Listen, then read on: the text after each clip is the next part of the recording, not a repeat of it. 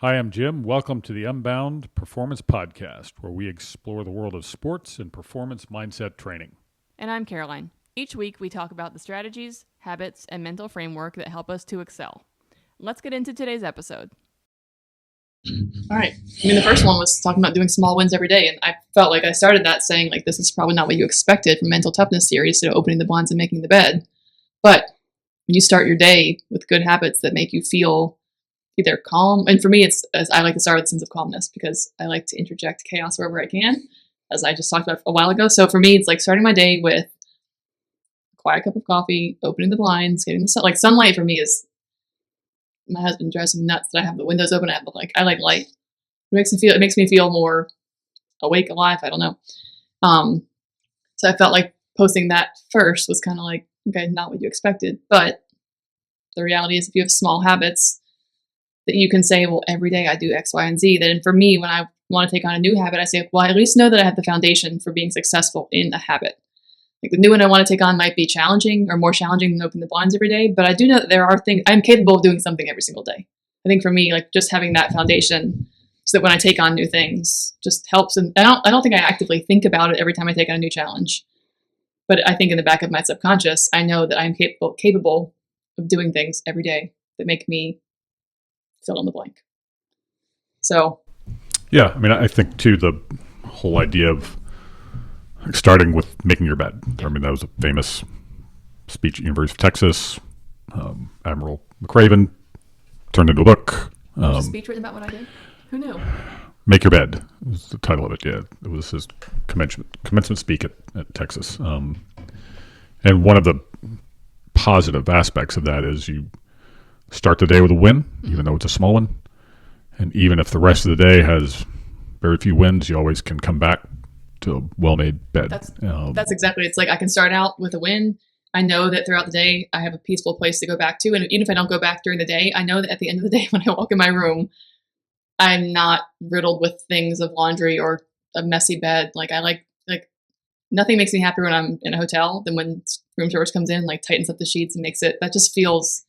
One of my my team at work, he says he puts the do not disturb thing up all week long over there. And I'm like, no one comes to clean your room. He's like, no, I don't want them messing with it. And I'm like, that is like, I live for coming back to the hotel room and seeing the bed made. It just shocked me that anyone would never want that. But I know I remember years ago when our children were small and Katie Slay she played the role of nanny for our kids for a summer, just for a summer. And this whole make the bed thing was a big deal at that point. And I never was making my bed. Oh. So I had said something about it, and she went at me good-naturedly, having fun at my expense.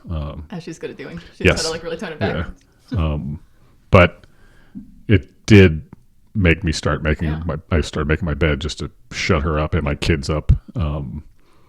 So yeah, I think it is good. My mornings weren't terribly intentional for a long time, which is not good. I think it is. There's whole books written on how important your morning routine is. So I definitely am 2 thumbs up on that. Yeah. First thing when I come down in the morning, thankfully my husband makes the lunches every morning so I can sleep in an extra 20 minutes and not do that. But part of making lunches is unpacking their bags from the day before and getting the folders out and pulling out the homework and the work that came home and this and that, which inevitably gets put on the island while he's making lunches. And when I walk down the stairs in our open concept home that everybody thinks they want, which by the way is not really that great, it turns out. But when I walk down my stairs, this is a real thing. It's all one giant space full of stuff. So if the living room, if the toys were left out the night before, there's toys on the floor. And then attached to that space is the kitchen and the island's covered in stuff. And when I walk down and my mind immediately goes to all of these things that have to get done, it throws me off for the rest of the day. So it's important to me to not just make the bed in the morning, but before bed, put the dishes in the dishwasher, put the toys away, whatever, so that I enter to a peaceful space so that if I have an intention for my day that I want to be peaceful or productive or organized, I'm not immediately upon waking jolted away from that. That's weird because every time I watch Love It or List It, that's what everybody thinks they everybody wants open space. That's awful. And it's always on terrible. Right there. Yeah. You're so old school when it comes to trying to buy an old house. Your space. Second one, embracing discomfort, pushing yourself out of your comfort zone. For some of us, we can do that. talked about that today a little bit on the reel of you haven't seen it yet posted since you walked. I just watched it. Just I try to trying to do things. keep my finger on the pulse of our. Thanks. Yeah, for sure. Well, I got to check up on you. What crazy crap she posted I'm now? not saying bad words on the internet. Yeah, I mean, you'll get us kicked off. I think there are worse things on the internet. Yeah, I'm pretty sure there bad are. words. But yeah, the whole, I mean, being comfortable, being uncomfortable, that whole idea. I mean, that's a cliche at this point, but it remains true. Yep. But I also think the idea of doing hard things, doing things that aren't comfortable, those are the only way we learn, grow, stretch ourselves. Prove and ourselves that we can endure and get through adversity. Bingo, become anti-fragile, which we just recently talked about. And that's where the whole notion of safety, comfort, that's just not real. Well, it's not good. Yeah. Like, I mean, I'm not talking about being utterly reckless or careless, but I'm also a big proponent. And my default mode network was always, I don't know. I don't know if I want to do that. Very hesitant. And, Like when I told you we should start an online business and record ourselves doing videos. well, that's You're a like, I'm not fact. doing I know somebody just the other day was like, I can't believe you do a podcast. I was like, I can't either. But I definitely evolved, and I'm obviously supremely grateful for your pushing in that regard. And You're doing it. but it was Yeah. well, even a friend of mine who you haven't met yet, Russell Thomas. He was pushing the online thing, and I told him straight up. I said, I'm not Doing it. learning how to do a website. I'm not making selfie videos of me walking in the woods and talking about manifesting or whatever. I'm not doing it. I'm not criticizing anyone who does at all. do it. It's just not my thing. Right. And I remember when we somehow, I don't even know how that really happened. I remember we met for lunch and we were just having a conversation. But the idea of this happening was much more interesting to me than just me looking at my phone and talking. If you're holding that close, it's going to be real weird to watch. I know. I see some people though, like it's like the whole face pop is it in the the camera. screen, and that's it. But whatever. It's just Not your jam. That's okay. yeah. But at the same time, who the heck knows what I could be singing show tunes to my phone at some point in the future. Who knows? Let's put a deadline for that goal. Do we have to? I'm not sure anybody really wants to see that. Oh, trust me. I think you have a big group of people that would want to watch you do that. Oh boy, that's Scary. don't hold your breath out there. But developing the ability to overcome, to deal effectively with the things that happen in life, that's part of the being uncomfortable, for sure. And as well as just getting good at handling pressure and stress and things like that. I know Jim Lair had a book years ago called Stress for Success. And it's not that stress isn't bad in and of itself. It's now if it's chronic, overwhelming levels of stress, that's one thing. But that is how we get harder, tougher, better, stronger, is by being stressed. Right. So always looking to kind of elude any discomfort or stress is Not the that's answer. no, not the way to go. Positive self-talk. Inner voice. Things we can say. Affirmations. Changing our thought process. Yeah, I mean, what are you doing? Like, do you have affirmations you?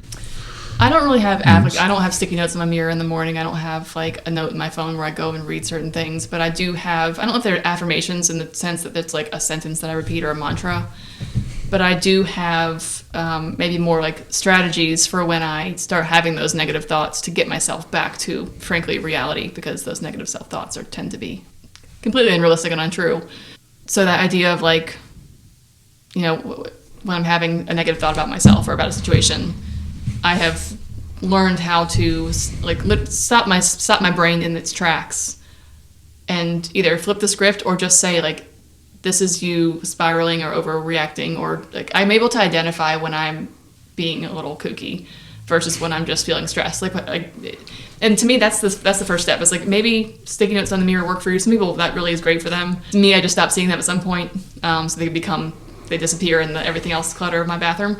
But I really think that positive self-talk, whether it's a mantra or whether it's sticky notes or whether it's a strategy you have for stopping those thoughts in the process and like bringing you back to life instead of the spiral. I think there are different avenues to promote self-talk or self-confidence. Yeah, I am a definite proponent of those kind of affirmations, and you use the sticky notes. I remember I read Lauren Fleshman's book, Good for a Girl, which is outstanding. Highly recommend it. But she was after running all through college, she became a professional runner, running for Nike. And I think it was at that point where she started and learned how to shape her mind to help her be a better runner. And so she would say affirmations in the mirror in the bathroom in the morning. And I know some people aren't very comfortable doing that. And I think that's where all of these tools, you have to kind of, and you got to, what I do works for exactly. You can't look in the mirror and be like, you're beautiful. It's not going to be the affirmation for you, right? I'm not saying it, no, I don't think so. I just mean what your affirmations for you are not going to be the same for me versus so-and-so down the street. Like the self-confidence issues that I have are not the same that you have necessarily, and so I'm not going to repeat this. That's what I mean. I don't mean you're not beautiful. I'm so sorry.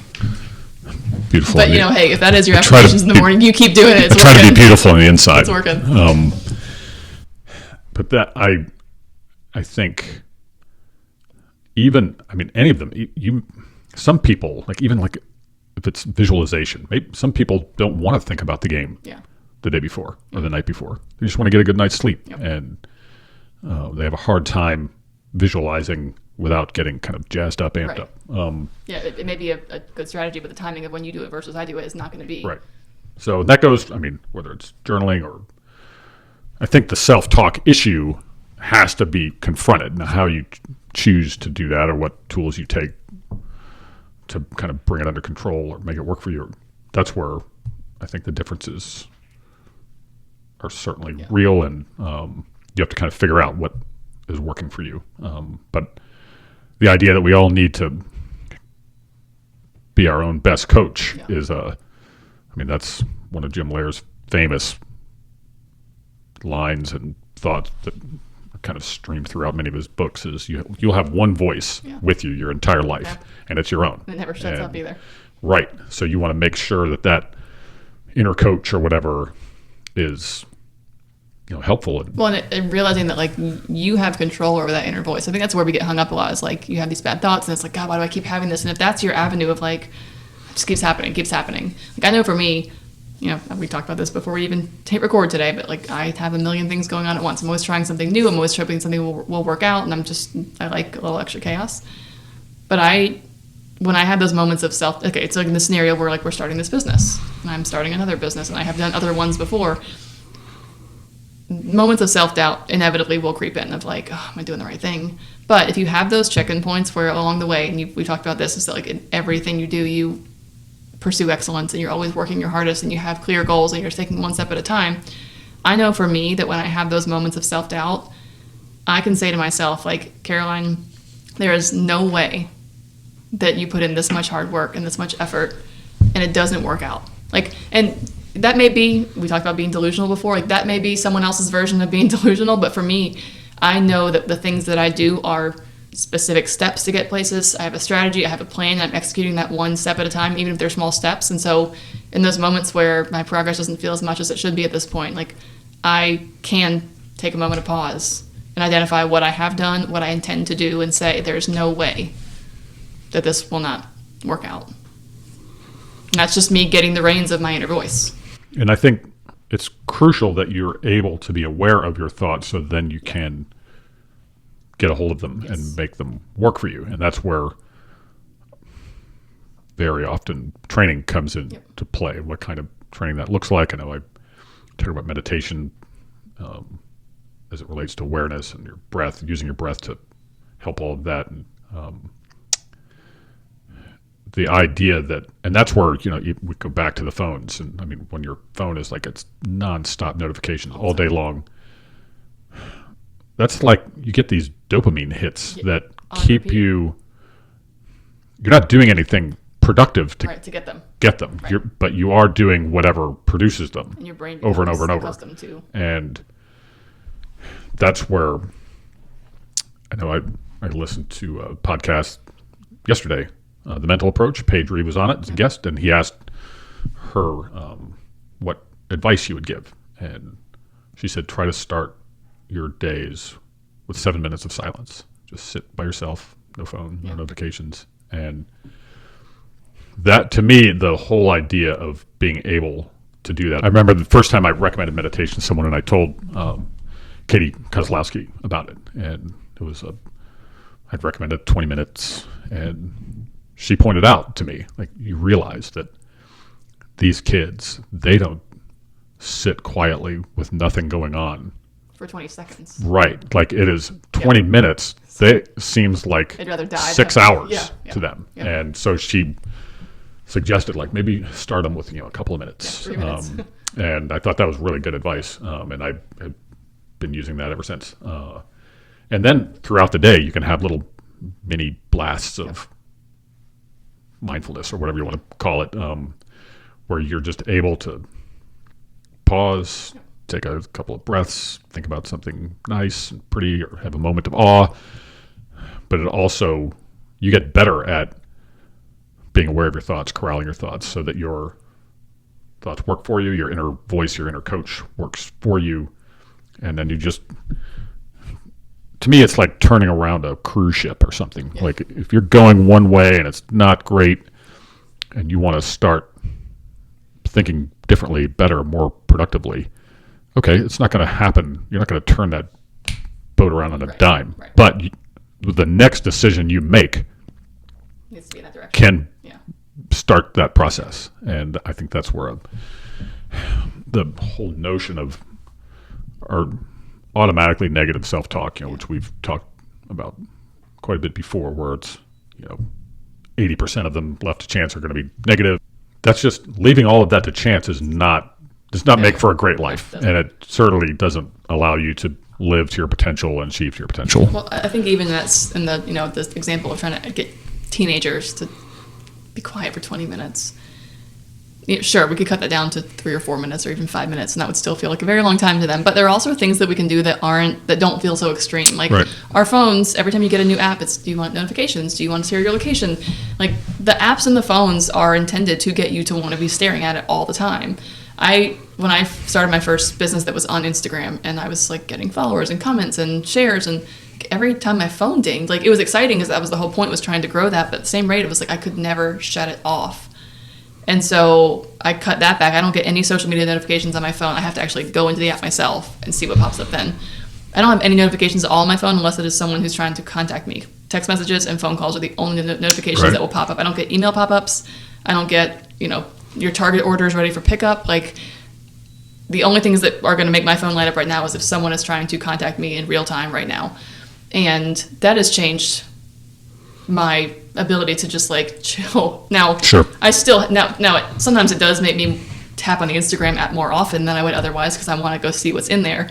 But it doesn't make me sit here thinking like, what's going to happen, what's popping up, how many, because like you said, those little dopamine hits, even if you're not trying to get those things in order to, that's how science works. Like, it creates a dopamine hit in you whether you're intending it to or not.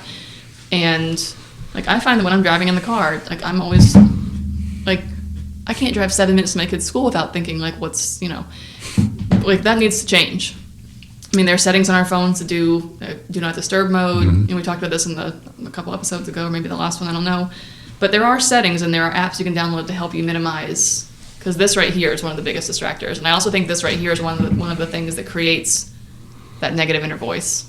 It's where we start the comparison, start the, I should be, and that's just one of those things where if we can minimize our exposure to a lot of the things that are in this little, whatever this thing is made of, box right here, changes a lot. Controlling your inputs, like, truly is that is one of the secret weapons Yeah. for kind of being able to think the way you want to think. Yeah, what are you listening to? What are you reading? What are you Yeah, putting into your brain and your mind? that's why social media is generally completely antithetical to how, like, I know Jonathan Haidt in his book The Anxious Generation, he talks about how it's completely antithetical to like how all of the ancient wisdom traditions would promote good living. Yeah. And you are very self-centered, you're worried about your self-presentation, how many likes am I getting from people you don't even know Right. exist, Right. as opposed to being able to experience like a self-transcendent kind of life where, whether that's you go out for a walk and notice the beauty around you in nature or in other people, and have like genuine real life connections. And I'm not like, my social media is algorithmically kind of streamlined now, where I just get a lot of Things that you're interested in. stuff that we Yeah. talk about, and or art or music. I don't. Plus, I'm not affected in the same way that a teenage girl is going to be affected by Right. social media, Yeah. and boys generally tend to have a different Yeah. smartphone experience than girls anyway. But a lot of like the big problem is these 9 to 15 year range where brains are developing like at warp speed, and we're allowing ourselves to be compared and judged and by all these other people. And that's how girls tend to experience social media. Much boys are more video games and unhealthy visual inputs.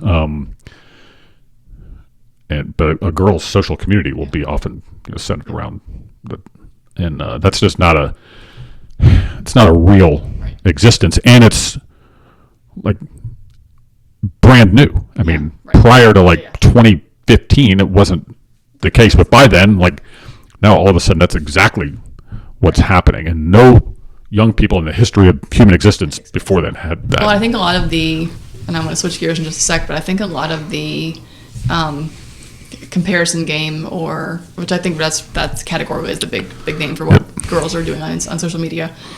I don't think though that the comparison is a new thing. It's just the Right. speed at which Yes. you can do it. Like when I was in middle school, high school, people passed around a journal and wrote notes about people, and you might get the journal in 8th period, you might get it in 1st period, and you wait to see if something bad was written about you, something good was written about you, or whatever it was, or a boy wrote in it, wrote something good about you. Like, it's not that the comparison or hearing comments from other people or compliments from other people didn't exist, but like the absolute rapid speed and access that you can do this, like the speed with which I can open up my Instagram and scroll to 20 different reels that could be all the same subject of some girl with designer handbags or some guy driving a Porsche or some girl with a killer body. Like the speed with which you can access things that make you feel inadequate or not good enough or just plain bad is that to me is the problem. That's where the algorithm comes in. It's a problem.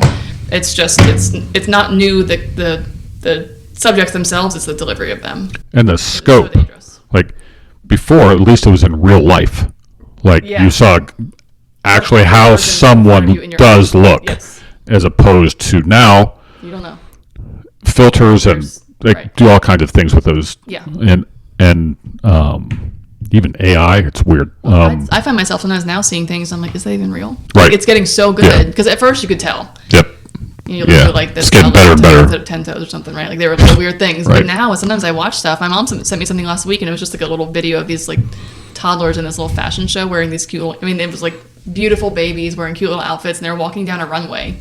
And it was really cute. But my mom's like, I don't know, this is cute, but is this real? Is it like, I can't tell if this is, and I'm pretty sure it was not. But the level of detail and realness that it gave was like, it's scary Yeah. what we. And it's even, I mean, Instagram is filled with people who they make their living off their appearance. And so then you're looking at them in the best possible light. And that's their job. Yeah. Whether it's, a world's strongest man or a Miss Fitness or whatever it is. Yep. And I think that's where we you're always going to like lose, quote unquote, if you're finding your value and comparing yourself to. There's no value in comparison. No. And I think I try to be inspired by people who set a good example. And I remember even when I was younger and I didn't realize that all these like professional bodybuilders or world-class powerlifters were all taking performance-enhancing drugs. And I remember when I thought that was naturally achievable. Yeah. And then I became disabused of that fantasy and it's like, wow. So this is a hard, like you're never going to look like that. Unless like you do those things too. Yes. It's like you come across videos of, I mean, and again, I think a lot of the stuff I get is fitness related, but like, a 10-second video of someone doing some crazy amount of weight or doing some lift where they're like, this is my 97th round of 55 reps apiece at this, like they're saying that it is. But the reality is it's really easy to go in my garage and start, curling 60 pounds at my weight and being like, oh, this is my eighth set of 10.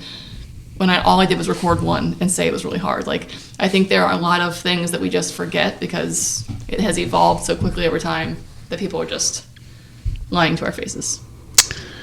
Yeah, and I mean, that's where you just have to control your inputs, which then helps you control the conversation that takes place in your head. And that's why being, I think, really systematic about maybe using like Post-it notes or journal to whatever to kind of guide your thoughts and not leave them to chance is a big deal. Well, good transition then is talking about gratitude and reflection and how that can either start our day, and I personally like to end my day with it, but just the idea of practicing gratitude and remember, like taking a moment to think about the things that are good, because it's very easy to spend time dwelling on the bad, the annoying, the frustrating, the stressful, the schedule, but taking a pause. And a very common one in my, I guess, peer group right now of moms is like, oh, it's always something. It's the birthday party. It's the kids are making a mess. The house is a disaster. We're driving to soccer. But the gratitude is that we have healthy, happy kids that we get to do those things, and then taking that pause. And so that is a very common thing you hear a lot, is the reminder that, the noise in the house, it's the running feet down the hallway is something that if it was real quiet, all of a sudden we'd really miss. So that what seems chaotic in the moment or seems messy, there is gratitude on the other side, if you want to rephrase it that way. But I think in this idea of, whether it's high performance or stressful situations, like what are the things we can do, or prompts maybe to make us take a pause and think about the gratitude moments.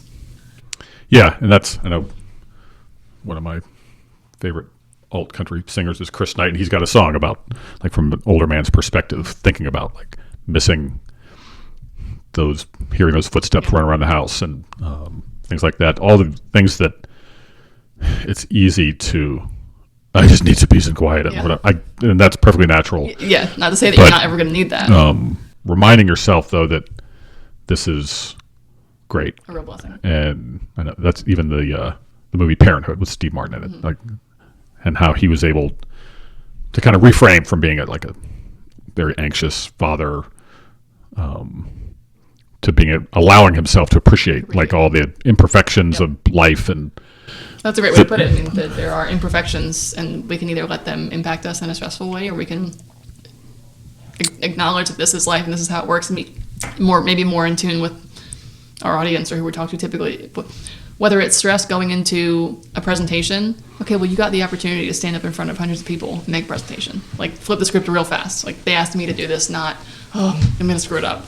Or, I've got a big tryout for a team, or I've got a big game. Like, switching instead of saying, like, oh, I'm so strung out about this. Like, what if we lose? What if I don't perform well? Like, I have the opportunity to do this. We've talked about the little flip the script of instead of I have to, I get to. Mm-hmm. That can be really, it's a very quick flip of the switch in your mind that can be a drastic impact on what feels stressful. And I think that it goes back to shifting the focus off yourself. Like, even if you're going to give a presentation, it's not about me. Right. You're there to be of service, to help. Yep. And it's a chance to do that. And the more people are there, the better. Yep. Or anything else, like trying to find a way to move the attention off yourself and like turn it outwards. So you're much more concerned with the other people that are involved. Yeah. I think it's helpful for sure. That's for sure. All right. So wrapping up all these things with developing a growth mindset on a grander scale, like how do we, talked about always, striving for excellence in everything we do. What are some other things that we can do to adopted a growth mindset, not just in sports or just in work, but as a general way of thinking. I think that comes back to your identity. If your whole identity and worth as a person is found in the performance outcomes, I got straight A's, or whatever, I got a hit every time I got up to bat, I struck out every hitter, Yep. Okay. Sooner or later, that's not how it's going to go. And I think the whole idea behind a growth mindset is that you find joy in the process, and that's where you feel satisfaction of like improving and getting better and stronger and whatever it is, and becoming more than, the opposite is the fixed mindset in Carol Dweck's book, Mindset. Whose book? Carol Dweck, Okay. Where she talks about how everything is set. Like you have a certain amount of talent, you have a certain level of intelligence, and then that's your ceiling. And if your whole identity is, I'm the person who gets straight A's, what happens when School's you over. don't? What happens? Or you get straight A's on time and you just graduate and school's over, then what? Like, what's the goal? Yeah, it just, Yeah. there's that kind of fixed notion of someone's worth, where it's all about like I need to produce these results, as opposed to a growth mindset, which would let you go who knows how far. Yeah. With Ever-evolving, that. ever-changing, Yeah. So I don't like the idea of a fixed anything in terms of limits, and anything. I like to be pushing it. I like encouraging people to go for it. And I mean, I still remember learning from a kid who got cut from a team in high school as a freshman, and I'm thinking, that's it for her, and she proved me really wrong. And by the time she was a junior, was starting and set school records and won state championships. I'll never forget, from then on, anytime anyone ever asked me about their kid, do you think she can make this? She thinks she's good enough for this? I was like, maybe. Yeah. Like, could be. Real good Like, chance. and there's just no way I'm going to say, I don't think so. Right. Like, go for it. Yep. Like, I love when people tell me I can't do something, or like probably not, or you're crazy for thinking that. Like, that just fuels my fire, man. yes, I'm pretty aware, which is cool. Like, that's, like, look, Like, tell that's me why how you we're feel. still sitting here. Like, you very much convinced me. Because and that's, Benjamin Hardy, he's a organizational psychologist. He writes about all this kind of stuff where, if you don't like doing it, get somebody else to do it. Yep. Like, if you're not good at it, get somebody else to do it. And so all of that, like online, website, Instagram, social media stuff, this whole thing is, I have no idea. But you do. So here we are. And at some point, there may be somebody else that'll gets to the point where we want to do something additionally, then whatever. It's just, it's a big world. There's lots of people. And I don't like the idea of any kind of limitation being placed because, I don't think I'm cut out for that, or I'm not. No. If you'd asked me a year ago, would I be making podcast videos? And no. Here I am. Yep. Like, but that's, I have some people who've known me for a long time, and they're just like, cannot believe you're doing this. And it's not in a critical way. No, it's just, like in a, wow. Yeah. And You're doing it. I'm like, I'm right there with you. So, but anything that lets us help. Never rule anything out, I think. No, no. And I think that goes back to, like, it's so easy to get discouraged by the social media stuff or the cell phone stuff, where you wind up just trapped in your own little world, and instead of experiencing everything that's out there. And I think that's how we're supposed to live. We hope you enjoyed this episode of the Unbound Performance Podcast. Your support helps us continue to build our community. If you're enjoying this content, please like, subscribe, and share.